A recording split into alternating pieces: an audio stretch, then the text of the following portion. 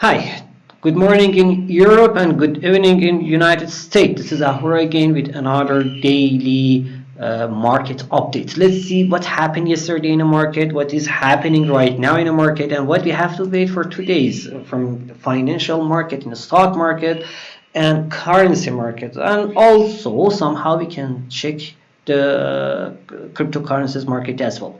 Let's see what happened yesterday. Yesterday we had several important data. Producer price index from China and United States, employment data from the United States, and earning reports.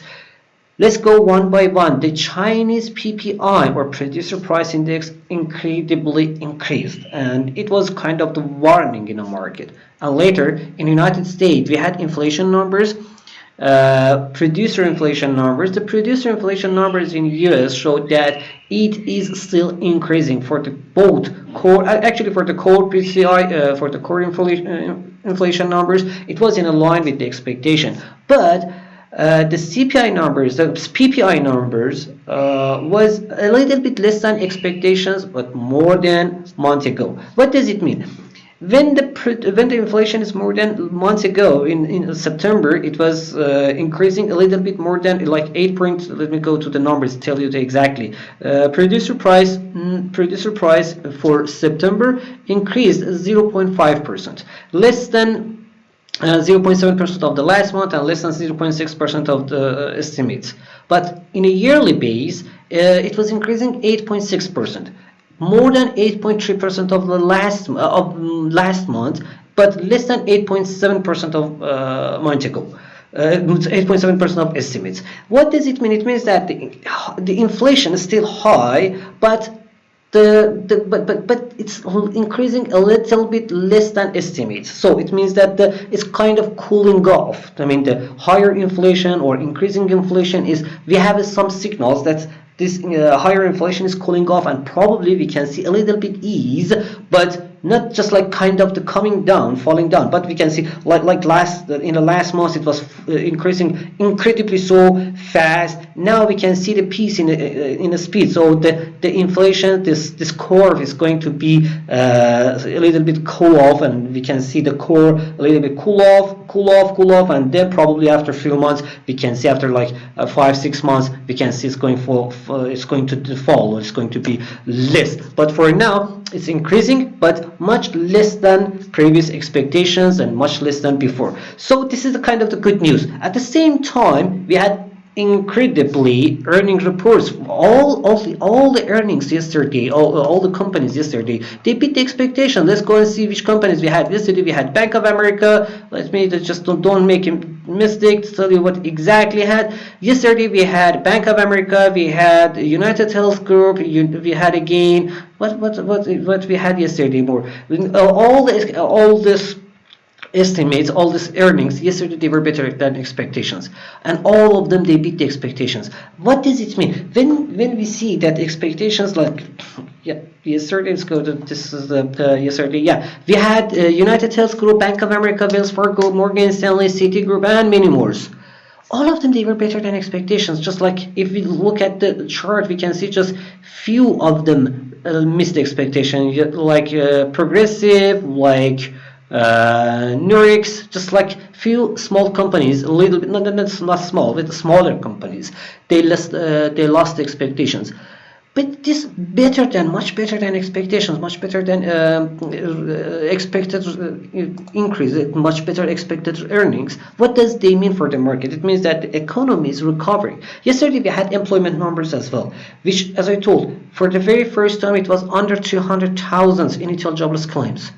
Initial jobless claims for the very first time after pandemic started fall under 300,000. So it means that labor market incredibly increasing. It's going well, especially after the September 6th, that the employment checks, unemployment benefits is cut. So we don't have the unemployment benefits anymore, and it helped the market. It helped the people to go out and look after the job. Don't sit at the home and on their ass. So it helped the market. So market started increasing in a labor market. Inflation's a little bit cooling off, and at the same time, earning reports amazingly doing perfect. Before these data, what could they say? These data could before till last week, these data could say us that, oh, we are doing great, so we have to go to start and do hawkish policies. We have to start start taperings. The market already priced in the tapering, and we could see the last month. Look at this chart. Look at this chart. It's here. Where is my chart? Look at this chart. Like the S&P 500. Look at the S&P 500. Already market just priced in the tapering, and you can these ease that you could see in the S&P 500 or the Nasdaq. No matter what, all this time, just like it's the market pricing on a tapering. So market already priced in a tapering. Market already lost after because of tapering. So it's coming down right now. Now we don't have any reaction to the tapering, as we are already know that it's going to happen later or soon this year. Now, what is important for the market? What we have to take care about? We have to take care about the time band, the time band of rate hikes. When the Federal Reserve will start increasing the rates, according to the latest statement, the latest meeting minutes of the FOMC in their meeting of September, we know already that they are not going to do anything before 2023, or maximum they may increase the rates at late 2022. So these data, these numbers, is telling us that still we can count on Federal Reserve supports. Still we can count on the government supports for the stock market. That was the main reason of the increasing the market. That was the main reason that yesterday we saw in a chart that yesterday, if you go to the 1 hour chart, you can see what happened yesterday. That's what happened in past 2 days. Why? Because you see, this is after Wednesday, and Thursday to this is Friday. This is the Wednesday after the FOMC meeting minutes happened, FOMC meeting minutes published. So the market already priced in it, as I told, market already priced in tapering. Now it's the time to price, the time to talk about the rate hikes, and the rate raising. And when the market is going to see the interest rates more than 0.0 till 0.25% higher than these levels, this is the time. This is the thing that is going to change the market. And now we can see that a little bit late in 2022. That was the main reason of increasing the market yesterday, because we are right now counting on the rate raise late in 2022 or 2023. Beginning of 2023. In energy market, the thing is that in energy market the supply is still the same. Yesterday and day before we had the API and EIA reports that they're telling us that market, especially yesterday's EIA report, shows that more than 6 million barrels increased in the United States crude oil inventories. However, the market is this ease that you can see in a chart. Can you see that? This ease that you can see in a chart, it happened yesterday. It happened after yesterday's It happened after yesterday's news that the U.S. crude oil inventories increased last week by 6 million barrels. However, after that, still the market is increasing. The U.S. stock market is increasing. So when the stock market is doing well, it means that we're going to have the more production, we're going to have more services, so we're going to need more energy. That's why it was after this increase in the stock markets was the reason that you can see here that what happened in the market and how they started again increasing. The US oil prices also started again increasing. At the same time, let's go to the US dollar chart. US dollar chart, there is something very tricky in US dollar chart. Yes, US dollar chart yesterday fell after these data. After that, the data telling us, after these data that told us that we are not going to see the rate hikes just like anytime soon in the first quarter of 2022.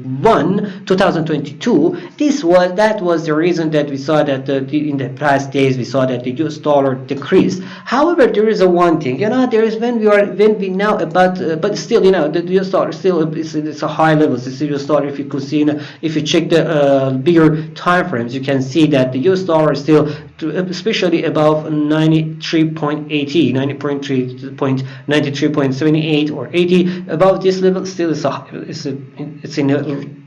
in clear bullish. It's in a clear uptrend. However, there is one thing, we know that the market already priced in the tapering.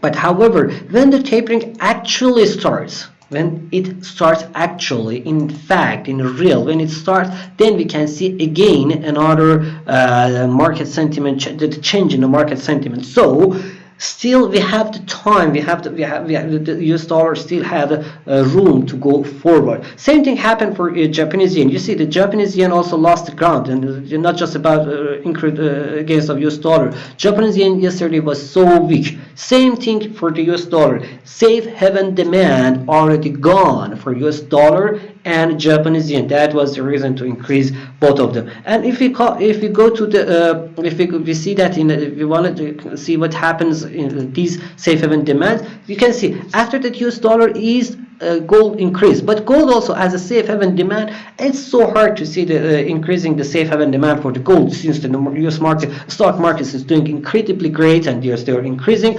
So the gold also should ease here, even if just like gold, US dollar, a little bit, we will see a little bit correction in US dollar just as a correction, but in the gold also we can see the correction in the gold, especially if US dollar increase better than expected. I wrote them in a website. You can see down under the video, you can see the address, just the URL of the website. You can check my articles on my website. You can see about what I'm putting like daily 2 or 3 articles about the stock markets, about the financial market. You read them and follow them. And please let me know what's your idea about this video, and if anything you need, that if you need any changes, if you need to add something in the videos, let me know. I will add them, or if I have to cut them, let me know if I have to cut something.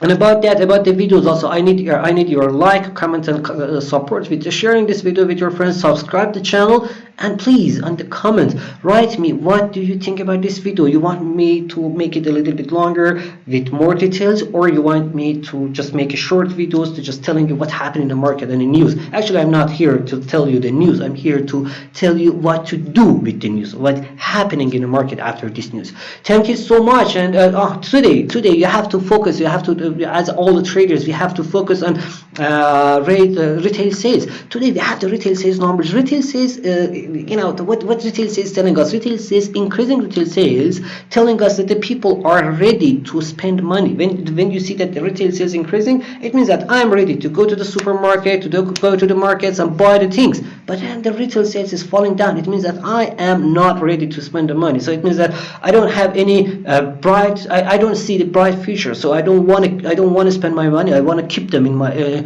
keep them with myself. So just keep the cash. So when the retail sales is good, it means that the confidence is fine. It means the economic recovery is going well. So follow, please. Today the main data is this retail sales numbers. This retail sales numbers. This is what you have to take care about today. And also we have speeches, Mr. Williams, we have, and later we have the Baker Hughes recounting for the US oil market, for the oil market totally as well. So let's say about the energy market in general. Thank you so much, and hope you're doing great. And yeah, still we have the bullish in the market. Still the market is trying to be positive. Good day, and see you guys Monday. Bye bye.